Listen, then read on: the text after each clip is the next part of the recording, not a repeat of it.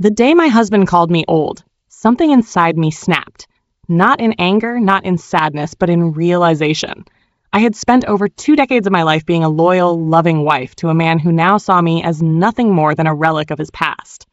We were at dinner, celebrating his new promotion, when he let the words slip so carelessly between sips of expensive wine. "You know, Claire, you're not the woman I married. You've aged. I need someone who makes me feel young again."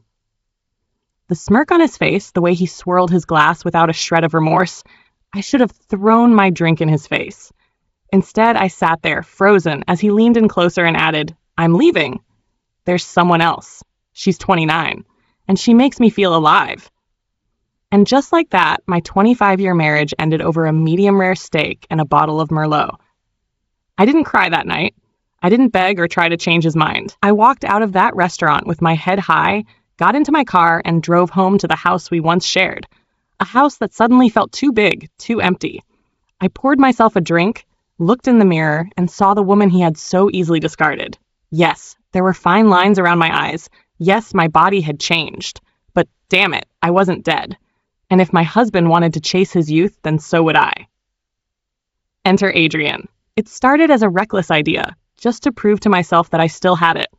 I had never been the type to flirt with younger men, but that changed the night I walked into a sleek, dimly lit bar downtown. My dress hugged my curves in all the right places, my heels clicked against the polished floors, and I let my hair down for the first time in years. That's when I saw him. Adrian. Tall, dark, devastatingly handsome, and young. Maybe late 20s, early 30s. His eyes locked onto mine from across the room, and instead of looking through me like most men did at my age, he looked at me like I was the only woman there. I should have been nervous. I should have questioned why a man like him was drawn to me so instantly. But when he walked over and said, "A woman like you shouldn't be drinking alone," I felt something I hadn't in years. Desired. We talked for hours. He didn't ask me about my age, didn't seem to care. He laughed at my jokes, hung on to my words, and when his fingers grazed mine, a heat rushed through me that I thought had long since faded. That night, when he whispered in my ear, "Let's get out of here," I didn't hesitate. Adrian was everything my husband wasn't. He was attentive, passionate, and he made me feel like I was the most desirable woman in the world. It wasn't just sex, it was worship. He didn't just touch me, he devoured me, as if he had been starving his entire life, and I was the only thing that could satisfy him. And I let him. We spent nights tangled in silk sheets, days exploring the city hand in hand, and for the first time in years, I felt young again. I felt alive. My husband had thrown me away like I was past my prime, but Adrian treated me like a goddess. And the more I indulged, the more intoxicating it became. But deep down, I knew this wasn't just a fling. This was something dangerous. Because when a man like Adrian gets under your skin, he doesn't just take your body, he takes your soul. And I was willingly letting him have it. The first time I woke up in Adrian's bed, I expected regret to sink in. Instead, I felt reawakened. His strong arms were still wrapped around me, his breath warm against my skin. The sun streamed through the blinds, painting lazy patterns across his toned chest. I ran my fingers down his body, like memorizing every inch of the man who had just reminded me what it felt like to be wanted. He stirred, his lips curving into a smirk as he pulled me back under the sheets. "Not done with you yet, beautiful." I should have left. This was supposed to be a one-time thing, a rebellion against the invisible expiration date my ex-husband had stamped on me. But as Adrian's hands traveled over me, worshiping me like I was art, I realized something. I didn't want to leave. I started seeing Adrian every chance I got. It wasn't just lust, it was an addiction. The way he touched me, the way his lips traced over my body with reverence, it made me realize how starved I had been for real passion. And the best part? He didn't care about my age. He didn't compare me to younger women. He didn't treat me like I was something he was settling for. To Adrian, I was the most sensual, desirable woman he had ever laid eyes on, and that power was intoxicating. I started dressing differently, sleeker, bolder. My confidence soared. Men started noticing me again, their eyes lingering in ways they hadn't in years. Even women whispered about me as I walked by, wondering what had changed. If only they knew. One night, Adrian and I were out at an upscale lounge, sipping cocktails in a dimly lit VIP booth. His hand rested on my bare thigh, his fingers teasing the hem of my dress as he leaned in to whisper things in my ear that made my pulse race. I was so lost in him that I didn't notice the stunned face staring at me from across the room. My ex-husband. With her. The 29-year-old he had left me for. I watched his expression shift from shock to disbelief to jealousy. And God, I relished it. I tilted my head back and laughed at something Adrian said, loud enough for my ex to hear. Then, just as I felt his eyes burning into me, I turned to Adrian, placed a hand on his jaw, and kissed him. It wasn't just a kiss, it was a declaration. A message to my ex-husband that I wasn't some discarded aging woman left to wither away. I was a woman being worshipped. His girlfriend's face twisted in confusion. Who was I to be looking so damn radiant? My ex, on the other hand, looked like he wanted to rip Adrian apart. Too bad. He had made his choice. And so had I. But what I didn't realize in that moment was that my choice, my newfound intoxicating passion, was about to take me down a path I never saw coming. Because Adrian wasn't just some fleeting escape. He was about to become something more. The weeks that followed were a blur of passion, stolen moments, and indulgence. Adrian was a drug I couldn't quit, and I had no desire to. I was drowning in the kind of attention I had been starved of for years. He wasn't just making love to my body, he was setting fire to my soul. We were insatiable. Late-night rendezvous, spontaneous weekend getaways, and secret touches under restaurant tables. Every time he looked at me, I felt like a woman reborn. One evening, he took me to an intimate, hidden-away restaurant. The kind of place where the lighting was dim, the wine flowed endlessly, and you could get lost in each other without the world intruding. He sat across from me, his fingers grazing mine as we sipped our drinks. His gaze burned through me, promising things I knew he would deliver the moment we were alone. But then, a voice broke through the trance. "Claire? Is that you?" I turned to see a familiar face, Eva, an old acquaintance, someone I had met through charity events and social circles. She was elegant, poised, the kind of woman who always had a knowing glint in her eye. She smiled, but there was something off about it, something forced. Her gaze flickered to Adrian, and in that instant, I saw it.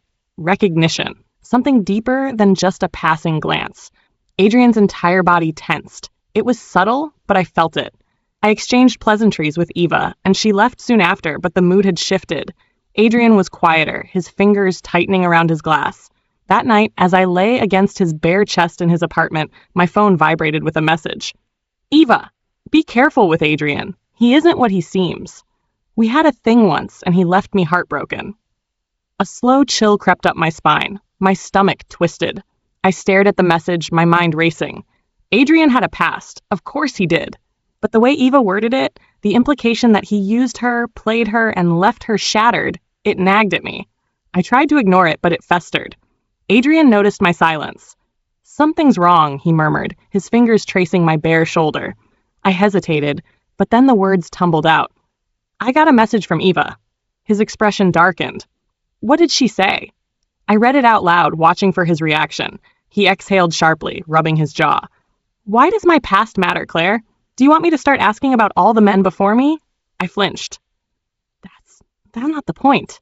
Is this a pattern with you? Sleeping with older women and tossing them aside?" His gaze hardened. "Who I sleep with is my business." The words hit me like a slap. My chest tightened. I shouldn't have cared. He was just a fling, right? So why did it feel like my heart was being clawed open? I pushed off the bed, grabbing my dress. "I think we should stop this." His jaw clenched, but he simply nodded. "Whatever you want." I left. But the moment I was alone in my house, the emptiness returned. Adrian had filled a void I didn't even know was there, and now, without him, I felt like I was unraveling. Then a knock at my door. I froze. It was almost midnight. My heart pounded as I approached the door. "Claire, open up." Adrian's voice. I hesitated. "Go home, Adrian. I don't want this anymore." A beat of silence. Then, softer. "Please, let me explain." I opened the door just a crack, but the moment his eyes met mine, he stepped in, closing the space between us. "I told you, Claire. I don't do what Eva accused me of. She was married, grieving, and wanted to use me to get back at her husband. When she got too attached, I walked away. I never lied to her." I searched his face, trying to find any hint of deceit, but there was none. Then he whispered, "And I'm not walking away from you." Before I could respond, he lifted me effortlessly, now his lips crashing into mine as he carried me to the bedroom. My walls shattered, my hesitation burned away by the heat of his touch. I didn't just let him have me, I gave myself to him. Completely. And I knew deep down that this wasn't just a fling anymore. I woke up tangled in silk sheets, my body deliciously sore from the night before. Adrian was still asleep beside me, his arm draped over my waist like he never wanted to let go. A part of me wanted to stay like this forever, to drown in the fantasy of what we had become. But another part of me knew I was playing with fire, because this wasn't just lust anymore. This was something real. And real meant dangerous. I slowly slid out of bed, careful not to wake him, and wrapped myself in one of his shirts. The scent of him clung to the fabric, intoxicating, familiar, mine. I padded into the kitchen, needing space to think, but as I poured myself a cup of coffee, my phone buzzed on the counter, a name I hadn't seen in months. Mark, my ex-husband. I hesitated, then swiped to read the message. "We need to talk. It's important." I scoffed. Now, he wanted to talk? After throwing me away like yesterday's trash? After telling me I was too old? Adrian's voice broke through my thoughts. Who was that? I turned to see him leaning against the doorway, shirtless, his gaze sharp despite the sleep still in his eyes. "Mark," I admitted. "He says he wants to talk." Adrian's expression darkened, but he only nodded. "Are you going to?" I shrugged. I don't owe him anything. But something about the message unsettled me. Mark wasn't the kind of man to reach out unless there was a reason. I didn't have to wonder long. Later that evening, I was back at my house when another knock sounded at the door. My stomach clenched as I opened it. Mark stood there, looking different, not the smug, confident man who had left me for someone younger. He looked desperate. "What do you want, Mark?" I crossed my arms. He let out a heavy breath. "I made a mistake, Claire." I almost laughed. "Oh, really? Was it before or after you called me old and threw away our marriage for some 29-year-old? His jaw tensed. "She left me." A bitter smile tugged at my lips. Shocking. "I was an idiot," he admitted. "I was chasing something that wasn't real. I thought I needed to feel young again. But, Claire, I miss you. I miss us." Rage boiled inside me. He had reduced me to nothing when he walked away. He had made me question my worth. And now that his little fantasy had crumbled, he wanted me back. "Get out, Mark." His hand shot out, gripping my wrist. "Claire, just listen." A sudden movement. And then Mark was yanked back, slammed against the doorframe with a force that rattled the walls. "Adrian!" His fist connected with Mark's jaw so fast I barely registered it before my ex crumpled to the ground. "What the hell, man?" Mark groaned, clutching his face. Adrian stood over him, muscles tense, breathing hard. "You don't touch her." His voice was lethal. "You had your chance, and you threw it away." Mark glared at him. "Who the hell are you?" Adrian smirked. "The man who actually knows how to appreciate her." Mark stumbled to his feet, blood trickling from his lip. "This isn't over, Claire." "Yes, it is," I said coldly. "It was over the moment you left me." He stormed off, slamming the door behind him. I turned to Adrian, my heart still racing. "You didn't have to do that." He ran a hand through his hair. "Yes, I did." Something in his voice made my breath catch. I stepped closer, touching his face. "Are you jealous?" His grip on my waist tightened. "What if I am?" Heat flared between us, raw and unfiltered. And then his lips were on mine, his hands possessive, claiming me all over again. We didn't make it to the bedroom. He took me right there against the door, our bodies colliding, teeth clashing, hands desperate to tear away barriers between us. This wasn't just passion, it was ownership. I had been discarded by one man, but in Adrian's arms I felt wanted in a way I never had before, and I never wanted it to end. I woke up to the sound of my phone buzzing against the nightstand. The soft weight of Adrian's arm draped over my waist, his body curled around mine like he never wanted to let go. For a moment, I just lay there, savoring the feeling, the heat of him, the way his fingers unconsciously gripped my hip in his sleep. But the buzzing wouldn't stop. I sighed, carefully slipping out of Adrian's hold. I grabbed my phone and frowned. "Mark? Again?" I declined the call. Adrian's voice was rough with sleep. "Is it him?" I turned, finding him watching me, his dark eyes unreadable. "He keeps calling," I muttered. "I don't know what he wants, but I'm not interested." Adrian sat up, rubbing a hand over his jaw. Maybe you should see him. End it properly. I blinked. I did end it. His gaze held mine. Then why is he still in your head? A flicker of irritation sparked in me. He's not. Adrian just stared.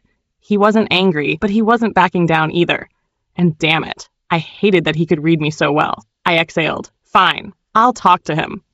Mark insisted on meeting in person, so I agreed to meet him at a cafe near my house. Adrian didn't like it, but he didn't stop me either. When I walked in, Mark was already there, looking anxious. He stood as I approached. Claire? I sat across from him. What do you want, Mark? He sighed, running a hand through his hair. I messed up. I leaned back. That much is clear. I thought I needed something new, he admitted. I thought I needed someone younger to make me feel alive again. But you know what? She didn't love me. She didn't even want me. She wanted my money, my status. The moment things got hard, she was gone. I stared at him, unblinking. And? His voice softened. And I realized I had everything I needed with you. A humorless laugh escaped me. You don't get to do this.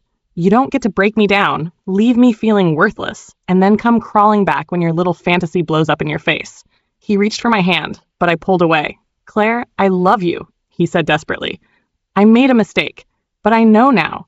You and I belong together. I shook my head, a strange sense of calm settling over me. No, Mark, you belong to your past, and I've already moved on. I stood, ready to leave. But as I turned, my breath caught. Adrian was there, standing by the entrance, watching us. Our eyes met, and I felt it. That pull, that heat, that knowing. Mark followed my gaze, his expression darkening. So he's the reason you won't take me back? I smirked. He's the reason I don't even have to think about it. And with that, I walked straight past my past and into my future. That night, Adrian didn't let me leave his side. We barely made it through the door before he had me pinned against it, his lips on mine, his hands claiming me with a desperation that left me breathless. You're mine, he murmured against my skin. Tell me you're mine. I gasped as he lifted me effortlessly, carrying me to the bedroom. I'm yours, Adrian. His grip tightened. And I'm yours. And as we lost ourselves in each other, I realized something. This wasn't just a fling. This wasn't just revenge. This was love. Raw, passionate, and completely undeniably ours.